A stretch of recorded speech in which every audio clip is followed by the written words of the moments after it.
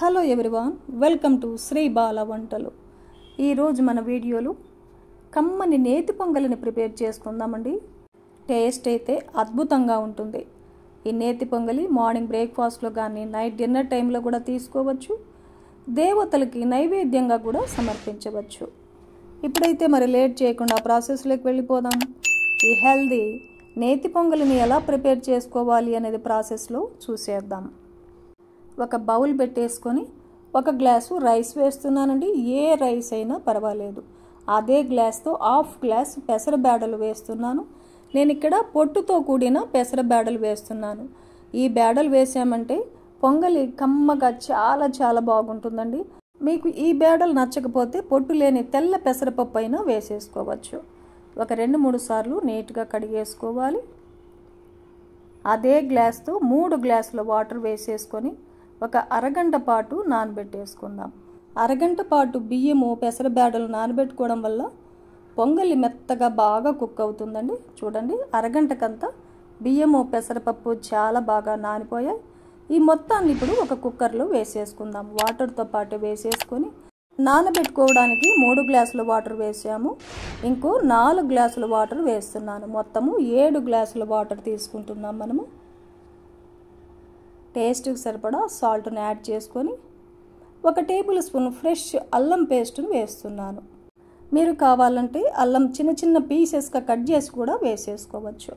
1 table spoon మిరియాలను వేసేసుకుందాం. ఒక half table spoon పసుపుని యాడ్ చేసుకోవాలి. ఒక పావు టేబుల్ స్పూన్ చెక్క పౌడర్ వేస్తున్నానండి. ఈ మొత్తం కలిసేలాగా ఒకసారి గరిటెతో బాగా కలిపేసుకుందాం. మూత పెట్టేసి మీడియం ఫ్లేమ్లో ఒక 4-5 విజిల్స్ వచ్చేంత వరకు కుక్ చేసుకుందాం.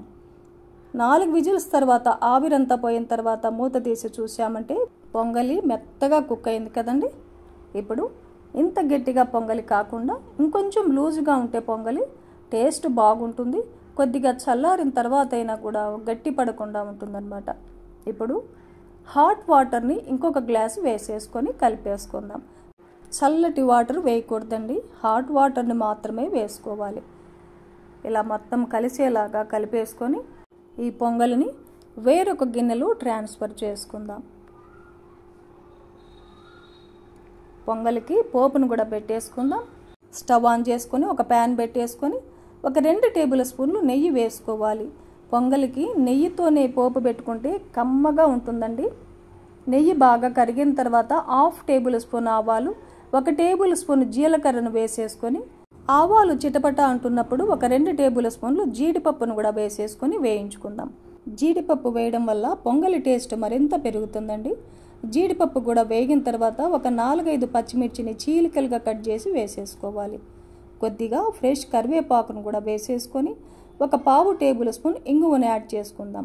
ఇంగువను వేయడం వల్ల పొంగలి ఫ్లేవర్ చాలా బాగుంటుంది, టేస్ట్ కూడా చాలా బాగుంటుంది. పోపంతా ఇలా బాగా వేయించేసుకొని స్టవ్ ఆపేసి పొంగల్లో కలిపేసుకుందాం. కమ్మని పొంగలి రెడీ అయిపోయిందండి మనకు. ఈ పొంగలి మార్నింగ్ బ్రేక్ఫాస్ట్లో కానీ నైట్ డిన్నర్ టైంలో కూడా తీసుకోవచ్చు.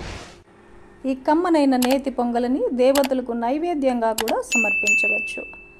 ఈ ప్రాసెస్లో ఈ కమ్మని పొంగలిని మీరు కూడా ప్రిపేర్ చేసి ఫ్యామిలీతో టేస్ట్ చేయండి. ఈ వీడియో నచ్చితే లైక్ చేయండి, షేర్ చేయండి, సబ్స్క్రైబ్ చేయండి. థ్యాంక్ యూ అండి. Thanks for watching.